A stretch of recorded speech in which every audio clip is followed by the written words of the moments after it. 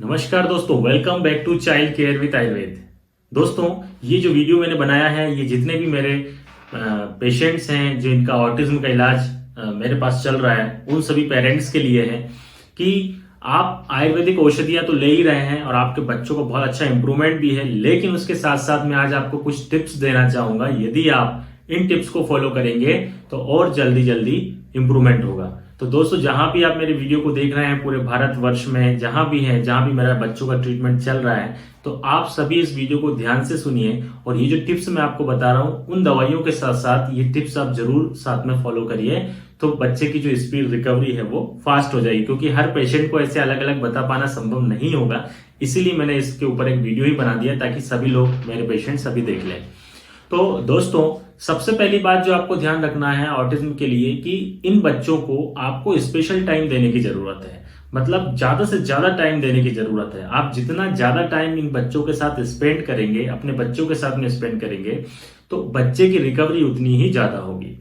इसलिए ध्यान रखिए कि आप अपने बच्चों को पार्क में घुमाने ले जाइए, गार्डन घुमाने ले जाइए, उनके साथ टाइम ज्यादा स्पेंड करिए, उनको बाहर वॉक पे ले जाइए, इवनिंग वॉक करिए, मॉर्निंग में उनको घुमाने ले जाइए। जितना ज्यादा से ज्यादा हम टाइम स्पेंड करेंगे वो बच्चों के लिए बहुत अच्छा होगा। दूसरी बात, जब आप उनको पार्क में लेके जाते हैं, गार्डन लेके जाते हैं, तो नंगे पैर उनको घास पर चलाइए आप वहां पर। ये भी बच्चों के लिए बहुत अच्छा होता है। जब आप बच्चों को खेलने ले जाते हैं तो वहां पर उनको टोकिए मत, उनको खेलने दीजिए। जो उनको करना है करने दीजिए। बच्चा मिट्टी में खेलता है, खेलने दीजिए। बच्चा कुछ चीजें उठा रहा है, कुछ गिरा रहा है, पार्क में जैसे खेल रहा है वैसे खेलने दें। उनको रोके ना, उनको नेचुरल एनवायरनमेंट मिलने दें और उनको वहां पर अपने हिसाब से उनको एक्टिविटी करने दें। दूसरा टिप्स जो आपको ध्यान रखना है कि आप बच्चे को जो रोज की डेली एक्टिविटी करवाते हैं तो उसमें आपको बच्चे का एक्टिव पार्टिसिपेशन होना चाहिए। मतलब आप जल्दबाजी ना करें कि नहीं नहीं करना है और फ्री कर दिया, ऐसा नहीं। आप उसको सिखाते हुए और उसी से काम कराइए। जैसे कि आप, बच्चा सबसे पहले उठेगा तो ब्रश करेगा, तो आप वो ब्रश कर रहा है तो आपको उसको सिखाना है कि देखो बेटा ऐसे लगाना है, ऐसे टीथ में घुमाना है, ऐसे ब्रश करना है, ऐसे माउथ वॉश करना है, ये सिखाना है। बच्चा कॉम कर रहा है तो आप कॉम उसको करवा रहे हैं तो सिखाते हुए कराना है। आप बच्चे को स्कूल जाने के लिए रेडी कर रहे हैं, बटन लगा रहे हैं तो बटन लगा सिखाते हुए लगाना है। यूनिफॉर्म आप उसको पहना रहे हैं, शूज पहना रहे हैं, सॉक्स पहना रहे हैं, तो उस बच्चे को सिखाते हुए आपको एक्टिविटी करनी है। मैं मानता हूं कि आपको इसमें समय लगेगा और आपको थोड़ा एक्स्ट्रा टाइम देना पड़ेगा, लेकिन बच्चे के लिए आपको ये जरूर करना पड़ेगा।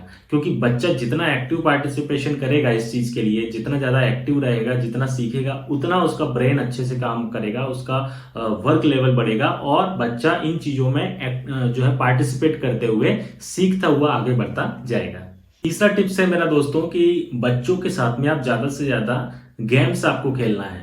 जैसे कि मान लीजिए आप कहीं बाहर हैं तो आप जैसे बॉल से खेल रहे हैं बच्चे के साथ में, बच्चे को बॉल बहुत पसंद होती है, तो बॉल आप एक दूसरे की तरफ फेंक रहे हैं तो कैच करना है। तो क्या होगा, उससे क्या बेनिफिट होगा, जैसे आपने बच्चे की तरफ बॉल फेंका तो बच्चा जब उसको कैच करेगा तो उस बच्चे का जो आई कांटेक्ट है वो अच्छा होगा। क्योंकि ऑटिज्म के बच्चों में आई कांटेक्ट पुअर होता है, तो उससे आई कांटेक्ट बढ़ेगा बच्चे का जो माइंड है वो अलर्ट होगा।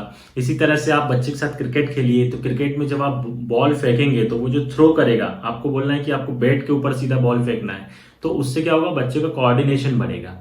तो ये जो चीजें गेम्स हैं, आप उसके साथ में कुछ बैडमिंटन भी खेल सकते हैं। तो इस तरह के जो आउटडोर गेम्स हैं वो आप बच्चों के साथ जरूर खेलिए। क्योंकि बच्चों को बॉल बहुत ज्यादा पसंद होती है, इसलिए बॉल से खेलना ज्यादा इजी होता है। तो वो आप गेम्स खेलिए जिससे बच्चे की ये जितना आई कांटेक्ट, कोऑर्डिनेशन उसका जो है, ये सारी चीजें उसका बढ़ेगा।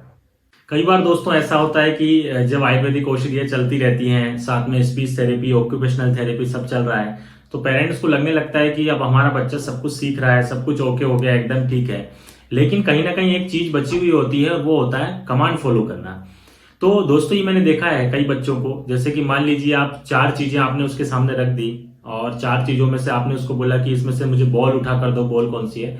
तो वो उस समय समझता है वो कि ये बॉल है, लेकिन वो आपका कमांड फॉलो नहीं करता, वो बॉल उठाकर आपको नहीं देता है। तो इस तरह से इस चीज के ऊपर भी पेरेंट्स को काम करना है। तो इस चीज के ऊपर आप काम कैसे करेंगे, आप डेली ऐसी एक्टिविटी करिए जिसमें कि चार पांच चीजें आप बच्चे के पास रख देते हैं और बच्चे को बोलते कि जाइए वहां से वो चीज उठाकर मेरे पास लेके आइए।